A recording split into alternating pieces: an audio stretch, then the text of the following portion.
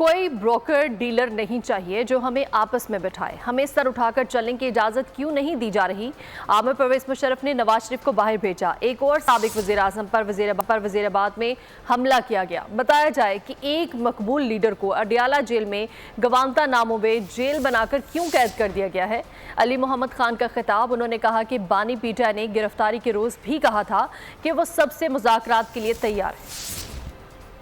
رانا ثناء اللہ صاحب کی طرف سے مذاکرات کی، آصف زرداری صاحب کی طرف سے بھی دعوت آئی مذاکرات کی. میں آج تحریک انصاف کی طرف سے یہ بات یہاں رکھنا چاہتا ہوں کہ کب عمران خان صاحب نے مذاکرات سے انکار کیا؟ 5 اگست کو جب گرفتار ہو رہے تھے تو میرے جناب ڈپٹی اسپیکر صاحب انہوں نے اس دن بھی کہا کہ ہم سب سے بات کرنے کے لیے تیار ہیں، لیکن بات کی نکات کیا ہوں گے؟ کیا ہم سچ پہ آئیں گے؟ کیا ہم سچ بولیں گے؟ کیا ہم سچ بولیں گے؟ ٹروتھ اینڈ ریکنسیلیشن کمیشن کے لیے سچائی جو ہے وہ پہلی شرط ہے. ہمیں کوئی بروکر، کوئی ڈیلر، کوئی شخص ہمیں نہیں چاہیے جو ہم آپس میں بٹھائے. جب ہم اپنی لڑائی یہاں سے باہر لے کے جائیں گے پھر سپریم کورٹ بھی عمل میں آئے گی اور پھر برنڈی اور اپر اور بہت سی جگہ اور عمل میں آئیں گی. مجھے وہی کہانی ریپلیکیٹ ہوتی نظر آتی ہے جو آج سے 50 سال پہلے اس ایوان کے ایک منتخب قائد ایوان کو جب پھانسی کے تختہ دار پہ لٹکایا گیا.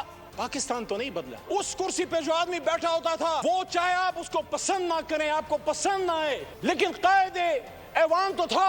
اس کو اسی پاکستان میں وزیر آباد میں گولیاں مارے گی. 4 گولیاں کھا کے وہ بیٹھا ہے اڈیالہ جیل میں. کیا اڈیالہ گوانتانامو بے ہے جناب اسپیکر صاحب؟ آج بھی ہم اپنے لیڈر سے نہیں مل سکتے.